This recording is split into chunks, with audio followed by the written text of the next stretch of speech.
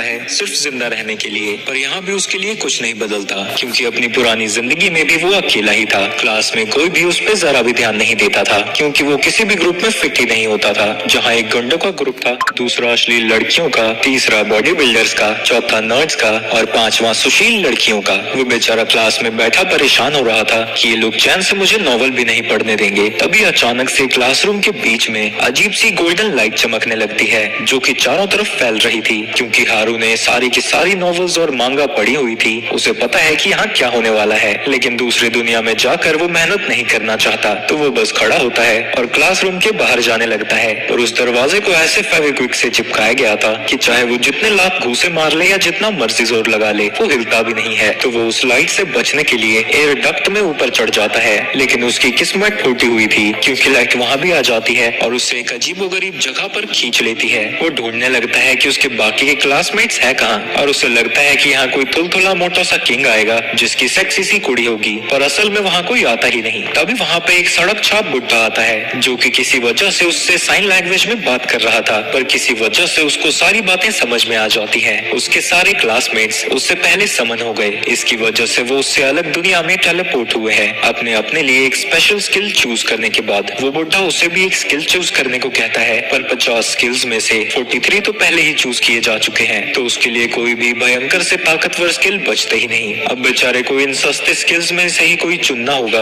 अगर वो सरवाइव करना चाहता है तो। और उसका दिमाग खराब तब और हो जाता है जब वो देखता है कि एक जेलीफिश के पास उससे भी कहीं ज्यादा बेहतर स्किल है। उन सस्ते स्किल्स को वो देखकर समझ जाता है कि इनसे तो वो एक दिन भी सरवाइव नहीं कर पाएगा। तो वो उस भिखारी बुड्ढे को इधर उधर हिलाने लगता है। सुन रहा है बुड्ढे, मुझे बेहतर स्किल्स चाहिए, ये सब क्या है, ये क्या क्या बगार बगवा है। इतनी बकबक सुन के बुड्ढे का दिमाग खराब हो जाता है। चुप कर बे गेंडू, इतनी सारी स्किल्स है ना, तू सारी ले जा यहाँ से। और वो दूसरी दुनिया में पहुंच जाता है और बेचारे हारू को समझ नहीं आता कि आखिर वो यहाँ करेगा क्या। तभी उसे नीचे एक पाउच दिखता है और उसे उठाने के बाद उसे पता चलता है कि उसमें वो जितनी सारी चीजें चाहे रख सकता है, पर इसके बावजूद भी उसके अंदर सिर्फ नल्ली सी चीजें ही थी। इसके बाद वो अपने स्टेटस को चेक करना चाहता है, पर तभी अचानक से उसके हाथ में 2 डाइसेस आ जाते हैं। जब वो उन्हें रोल करता है, वो दोनों एम्पर आकर अटक जाते हैं, पर हारू को तो पता ही नहीं है कि इन सब का मतलब क्या है। पर स्टैट्स उसे कहते हैं कि वो इन सब को अपने एक सिंगल स्किल पर लगा दे। वो कंफ्यूज हो रखा था कि कहीं एम का मतलब माइनस है या मैक्सिमम है, तो वो मस्त जुआ खेलने की सोचता है और सारी चीजें लक पर लगा देता है। और ये देखकर वो शॉक हो जाता है कि उस एम का मतलब मैक्सिमम था और उसकी लक स्टैट्स मैक्सिमम हो रखे हैं। इसके बाद वो देखता है कि उस बुड्ढे ने कौन कौन सी घटिया स्किल्स उसे दी है, जिनमें से कि एक लोनर है, जिसकी वजह से वो किसी भी पार्टी को ज्वाइन नहीं कर पाएगा, यानी अपनी पुरानी लाइफ की तरह उसे यहाँ भी अकेला ही रहना होगा। पर दया के तौर पर उसने सर्विट्यूड नाम की स्किल दी है, जिससे वो एनिमल्स को टेम कर सकता है। तभी वो सोचने लगता है कि उसके बाकी के क्लासमेट्स है कहाँ।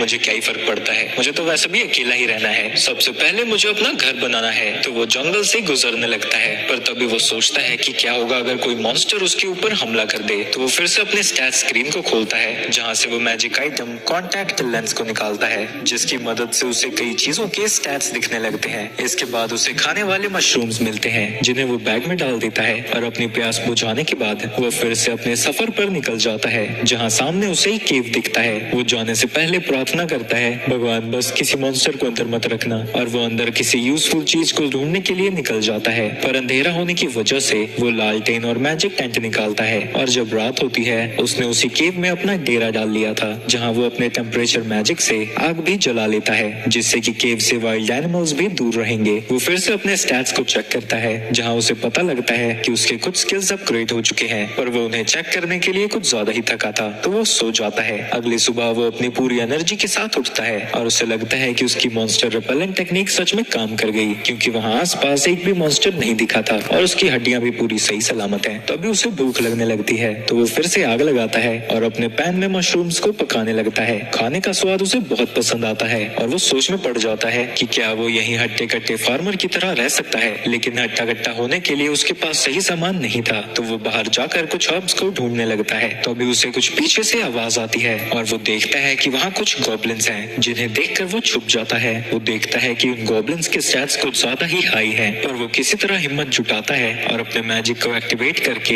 एक गॉब्लिन पर हमला करता है, जिसकी वजह से वो बेहोश हो जाता है। ये देखकर दूसरे गॉब्लिन की फट जाती है, लेकिन वो फिर भी उसके ऊपर हमला करता है, लेकिन हारू उसके अटैक को डॉज कर लेता है और अपने मैजिकल अटैक से वो उस गॉब्लिन को को भी हरा देता है, जिसके बाद वो अपना हाथ मुंह धोकर वापस से केव में पहुंच जाता है और गॉब्लिन को हराने की वजह से उसे एक वुडन क्लब भी मिल चुका है। और जब वो अपने स्टेटस को चेक करता है वो ये देखकर खुश हो जाता है कि उसका लेवल 2 हो चुका है। इसके बाद हम सीधा तीसरे दिन में पहुंच जाते हैं, जहाँ रोज रोज मशरूम खाकर हारू का दिमाग खराब हो चुका है। तो वो खुद के ऊपर मैजिक इन्फ्यूजन का यूज करके बाहर फिर से कुछ खाने को ढूंढने निकल जाता है, लेकिन उसे बार बार मशरूम्स ही मिल रहे थे। पर तभी उसे याद आता है कि वो तो मैजिक की प्रैक्टिस करने निकला था। तो वो मैजिक इन्फ्यूजन का यूज करता है और वो देखता है कि उसकी छलांगे और उसकी स्पीड काफी तेज हो चुकी है और हारू इस नई ताकत का यूज करके कई सारे गॉब्लिन्स को फिर से हरा देता है, जिसकी वजह से उसका सर चढ़ जाता है। ऐसे तो मैं 3 गॉब्लिन्स को आराम से हरा सकता हूँ। और तभी उसके सामने 3 बॉडी बिल्डर गॉब्लिन्स आ जाते हैं,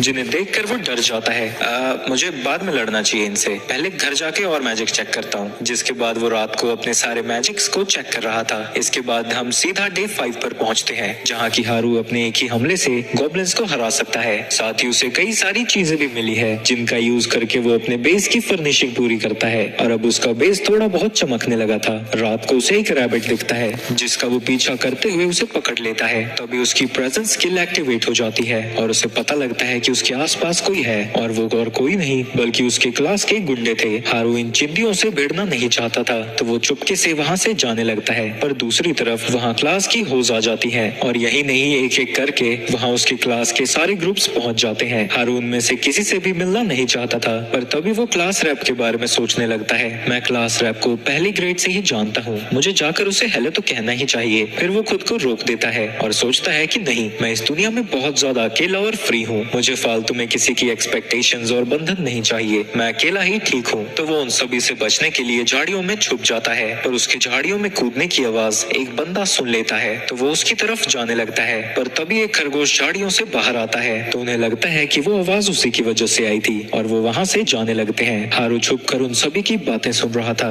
जो कि अपने ही क्लास की लड़कियों के बारे में थोड़ी छिछोरी सी बातें कर रहे थे। हारू सोचता है कि अगर उन्होंने कुछ उल्टा सीधा किया तो क्लास रैप उन्हें संभाल लेंगी। तभी वो नोटिस करता है कि उन्होंने क्लास के एक नर्ड को पकड़ रखा है और वो उसे गूगल की तरह यूज कर रहे हैं अपनी स्किल्स के बारे में सब जानने के लिए। इसके कुछ देर बाद वो अपने बाकी के क्लासमेट्स के पास वहाँ से जाने लगते हैं, पर हारू उन सब से मतलब नहीं रखना चाहता, तो वो वापस से अपने केव में चला जाता है, जहाँ वो देखता है कि उसकी लोनर स्किल्स लेवल अप हो चुकी हैं, क्योंकि उसने अपने क्लासमेट से ना मिलने का डिसाइड किया। पर अभी तक उसका लेवल सिर्फ 3 तक ही पहुंचा है और ये शायद उसकी मास्टर ऑफ नन स्किल की वजह से है, जिसकी वजह से वो किसी भी एक स्किल पर फोकस नहीं कर सकता। पर इसकी वजह से वो हर स्किल में थोड़ा थोड़ा अच्छा तो हो ही चुका है। इसके बाद वो सोने चला जाता है, पर बाहर से उसे लड़ने की आवाजें आ रही थी, तो वो बाहर चेक करने पहुंच जाता है कि कौन शोर मचा रहा है, जहाँ उसे दिखता है कि उसके क्लास के चश्मिश और पढ़ाकू लोग गॉब्लिन से लड़ रहे हैं। हारू उन सभी की मदद करने की सोचता है और वो देखता है कि उन सभी के लेवल्स कुछ ज्यादा ही हाई हैं। इन सभी की स्किल्स तो मुझसे कहीं ज्यादा अच्छी हैं और वैसे भी मेरे क्लास के सभी बच्चे मुझसे ज्यादा टैलेंटेड थे, इन्हें मेरी मदद की क्या ही जरूरत पड़ेगी। वो वहाँ से जा ही रहा था, तभी वो देखता है कि कुछ गॉब्लिन्स उनके ऊपर पीछे से हमला करने आते हैं और वो याद करता है कि नर्ड्स ने